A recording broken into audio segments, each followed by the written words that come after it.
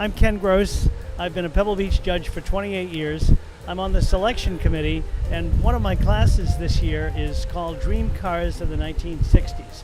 Some fabulous, very individualized, hand-built, out-of-this-world cars. This was an era when designers could really be free-thinking. They weren't worried about safety, about DOT, about fuel economy, and so forth.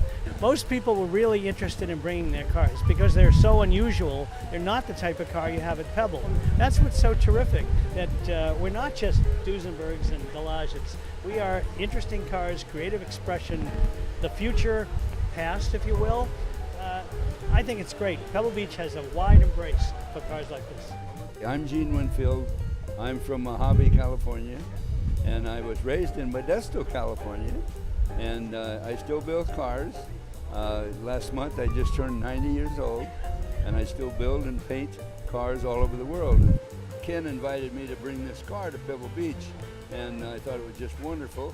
I built this car in 1965, so it was on Bewitched. They wrote a complete episode for this car on Bewitched, and it was just fabulous.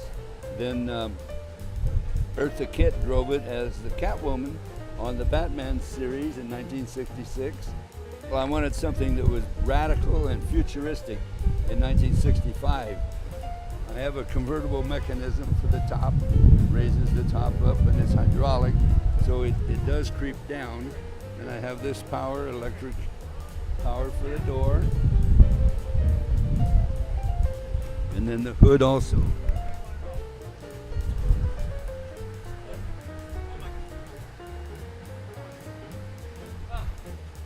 My name's Frank Campanelli.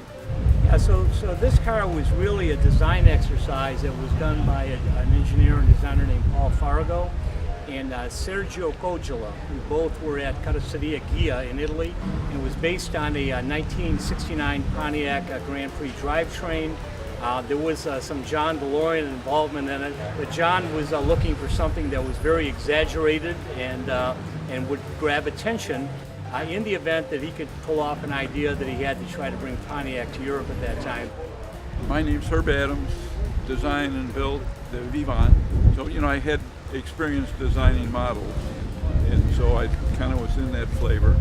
And after I got out of college, I had, $2. So I was able to build a chassis, and then I think I mentioned I ran into the guys who did the body work, and they really made it happen because they rolled the aluminum rather than beat on it. So I showed it a couple times after we built it, and it was in a barn for 30 years or something.